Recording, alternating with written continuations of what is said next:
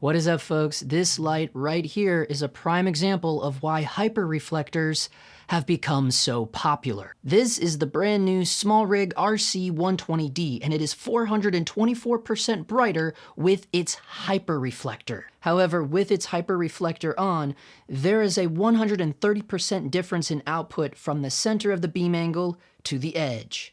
Let's go. So it is pretty insane that this little piece of aluminum right here can make this little light 4 times brighter. However, with that comes some downsides, the biggest one being the hot spot issue.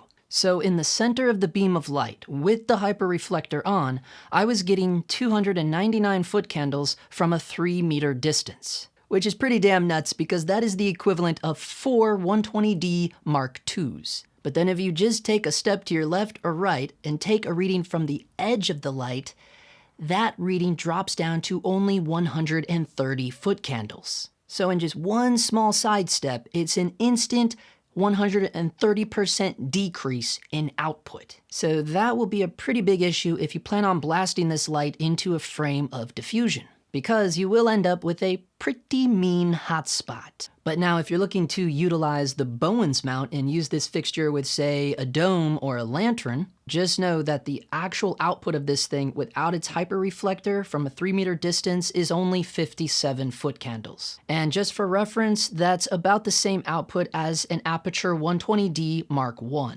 So that is a lot to chew on. However, this smallRig light is only $219. Now, if you wanted the bicolor version, which in my opinion is the better option for a light so small like this, you can get the RC120B for only $50 more. However, the bicolor one will have even less output. But now let's talk about the features of this light. It comes in this really nice soft shell case. It does have 9 special effects modes, and you can adjust the speed of each one of those special effects. However, as you can see here, that intensity knob is not always so responsive. It does, however, have stepless dimming in 1% increments all the way down to 0, so that's always nice. Now, the build quality, it is primarily plastic. However, the mount itself is all metal, and I actually really like that they did that. The downside is the yoke adjustment handle is not metal. It's plastic as well. That's a little bit of a bummer, but still, again, the light is only $219. So I wanted to show you guys the top of the light because something nice about it is the fan noise is very, very low. It does have some kind of auto fan that kicks on randomly, but I would not call it a loud fan at all. Something I really like is the use of this XLR style power port. It's nice and solid. There's also the option for a V-mount adapter. We'll fire this bad boy on. I'll show you how fast it takes to, oh, there we go, whoa. Lit it up, boys and girls. So yeah, that's really cool. I'm always a big fan of being able to do V-mounts. So there you can see it in action there. So here's the deal with the V-mount adapter. I believe it is an additional purchase. However, I did see a promo going on right now where you get the V-mount adapter for free, but I'm pretty sure that promo is only going on through B&H. I could be wrong about that, but just throwing that out there. All right, so now we're gonna dive into the computer and take a look at some readings that I got with my Sekonic 800 and see how well this smallRig RC120D renders color. All right, folks, let's get in here and check this out. So this is a TM30 reading taken from the center of the beam with the reflector on, the hyper reflector. We know right away that we have some pretty heavy desaturation going on in these hues. And 15, remember when I said in that CRI video about how, you know, this 15 hue having a wicked spike, a wicked blue spike? We'll probably see it again when we look at the spectral distribution.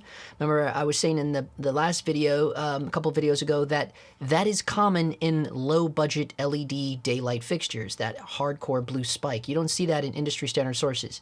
Now what's different here is look at all these other spikes. These are all spiking out. This means that these are all oversaturated. This one is very heavily oversaturated. And then we have some desaturation in these colors, and then obviously all of these colors are desaturated as well. Okay, so if we look down here, we see the RF is 94. So that is below what would be considered absolute excellent color fidelity. So it's a little below that. However, the saturation is dead on 100. So that's interesting. Look at our CCT reading, 5700 Kelvin. So that's pretty damn close. All even industry standard sources are always within 100 or 200 degrees. So this is a really nice, 5700 is a really good reading for a daylight fixture. Okay, so overall, it's not bad. It's not considered absolute excellence in terms of color fidelity, but it's still very good.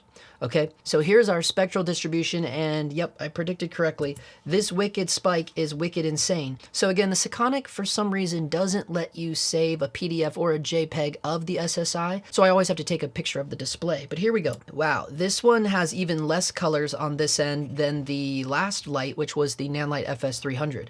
So we have 0 colors on this end of the spectrum. So again, if you missed that video, you don't know what you're looking at. This graph, the highlighted outlined graph in the front, that is the industry standard source that has absolute excellent color fidelity at 5500 Kelvin. The waveform in the back is the smallRig RC120D. Okay, so look how much the blue spike is beyond what a standard source does. Over here, there's no colors. The smallRig cannot emit any colors. Now this and this are very common with low budget LED daylight fixtures, okay? So this is nothing abnormal in terms of low budget lights. However, this part over here is the part that fluctuates between each low budget manufactured light.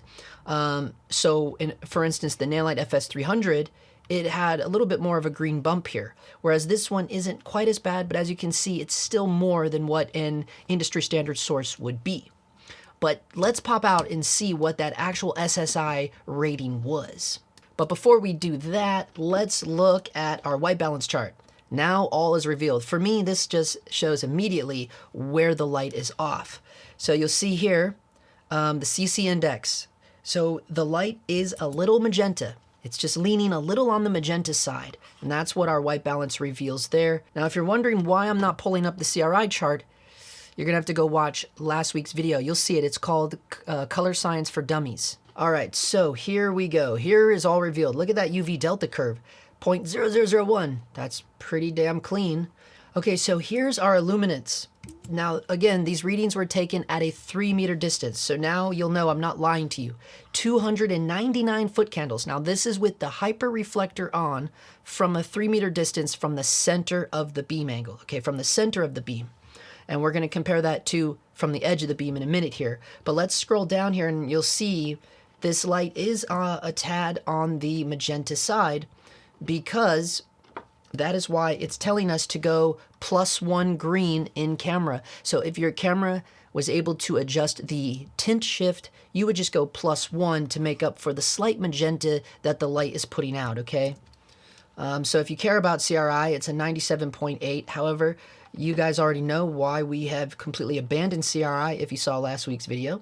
But what we do care about in terms of CRI, let's look at the skin tones, because that's really all that matters. If you remember from last week's video, the skin tones are R9, R13, and R15.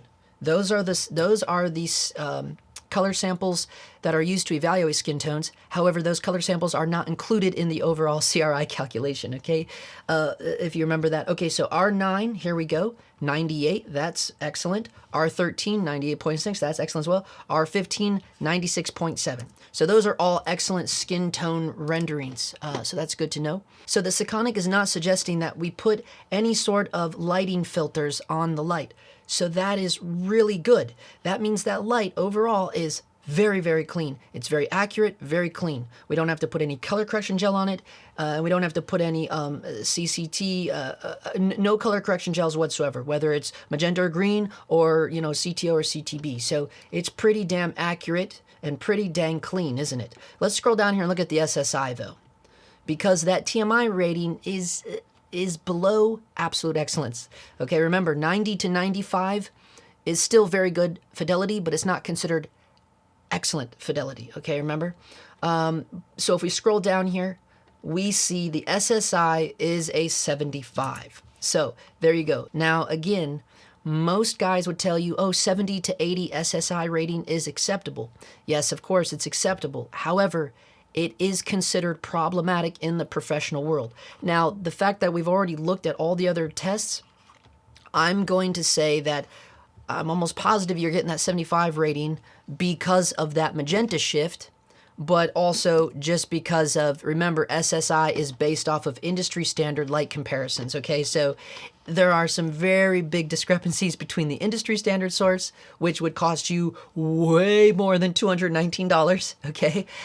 So all things considered, the smallRig light is pretty clean. However, I do want to show you proof of how different the Hyper Reflector makes a difference on the output. So now here's the data sheet when I took the reading from the edge of the light with the Hyper Reflector on. You'll see it dropped a little bit in color temperature. So not only does it drop in output, a significant amount of output, here you see it went from 299 foot candles to only 130 foot candles. So the output drops very significantly, but also the color temperature drops by 90 degrees as well. So not only is it got a wicked hot spot, but the hot spot is 90 degrees colder in terms of color temp. Now I want to show you the data sheet when it has no reflector on. So here it is, no reflector on. The light got a little worse, honestly. Check it out, man. The color temp has dropped way down. It went from, when the Hyper Reflector was on, it went from 5700 and it dropped down to 5463. Now look at the UV delta curve. It even moved. Look at our illuminance though. Only 57 foot candles at that 3 meter distance without the Hyper Reflector. But now look at what's going on here. Now we do need to adjust to make up for the CCT difference, right? So that's what the Sekonic is showing us. Look what it's showing us. It's going to the point where it's suggesting we put a green filter on the actual lens. Okay, that's what this is. CC025 green.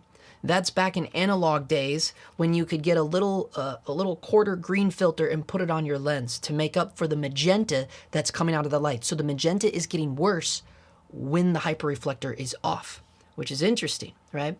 Very interesting. And here you can see too, maybe add an 82 camera filter as well.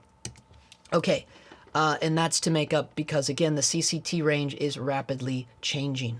Very interesting. Let's pop out and look at the TM30 when the Hyper Reflector is off. There we go. Now you'll notice the RF is still 94, but what happened is the saturation got a little worse, right? The saturation went from 100 to 101. So that means the light gets a little more saturation with the Hyper Reflector off. Okay, folks, so that's gonna do it right there. You know, overall though, that light is, it's pretty clean overall. But you are going to probably run into some issues when you decide to use a modifier with the Bowens mount, right? Because we saw it significantly changes that color temperature, and the magenta gets a little worse, and it gets a little more saturation to it, which is probably making that magenta worse. So, but however, I do want to point out too that you're going to be using a modifier on it, right? So I'm guessing if you take the Hyper Reflector off, that means it's because you're putting a dish on it, an octadome, maybe a space light, maybe a China ball, or some sort of modifier on it. So every little bit of anything you put in front of that little chip, the little mono chip, it's going to change the light again. Every time I change the modifier or I change the rag, meaning whatever type of diffusion is in front of the light, every time we change the modifier that's with the light, I always take a new reading with the Sekonic because everything you put in front of that light is going to change. It's going to change what's happening with the light. Like we saw there, I mean, look how much changes just taking a Hyper Reflector off, right? But more importantly, I hope this video shows everyone why these LEDs seem to be so powerful nowadays. It's almost like a ruse, right? It's the Hyper Reflectors. The Hyper Reflectors are what's making these lights so bright. It's what's pumping those specs, right? So that's interesting. However, it's still bright, you know, output is output, right? It's almost the way that when I watched our friend Meet the Gaffer, I watched his review when he was comparing the Aperture 1200D to an Arri M18. And on the surface, I was like, you know, that Aperture 1200D on its own is not that much more powerful than my Forza 500 with its huge Fresnel on it, right? Because the Forza 500, when you put the big Fresnel on it, that thing like goes way up, like over 2,000 foot candles at a 3 meter distance. So I was like, that's why I was saying, like, I don't know if I need the 1200D. But when he started putting those huge hyper reflectors on, Aperture is calling them lenses, right? But they're essentially just huge hyper reflectors. He was putting those on, and that's when it started highly exceeded. So that's the first time that I started realizing, it dawned on me, and I've already shared this with the Dog Times Patreon over on our Discord group, but it dawned on me like, oh, that's what's going on. It's these hyper reflectors. And I really wish that Aperture would sell those big hyper reflectors separately so I could put them on my Forza 500. Okay, so that's a little bonus because nobody ever barely sticks around for the entire videos. Well, according to analytics anyways. So who knows how much of that is true, what's a statistic? So anyways, thank you all for watching. I'll leave links down below to the light. It's a pretty decent light all in all. And you know what? It's super cheap. I'm thinking back just what was it, like 3 or 4 years ago?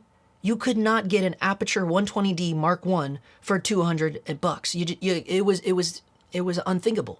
So to think that now a company like, and smallRig's a pretty reputable company. I mean, this was new for everybody. Like, oh my God, they're making lights now. But this is, all things considered, this is a pretty decent light. We've looked at some, we've compared it to an industry standard light. Okay, you're talking about a light that costs around 40 grand. That's what that SSI comparison was. That's what we just compared that light to. So bear all that in mind. Thank you for watching. Hit the subscribe button if you're new here, and we'll see you in the next one.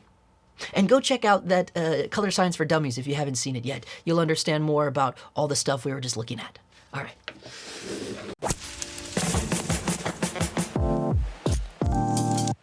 All right.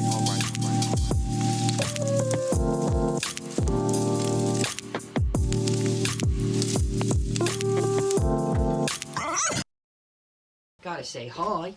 Gracie gonna come hang out with us. Gracie gonna come hang out with us. Say, hey guys, what's going on? You don't like it, dude? No? Okay. She don't like to be on camera, guys. God, guys, why you gotta be like that? Why you gotta talk to Gracie like that, man? God, just turn it off, man. Turn it off, man.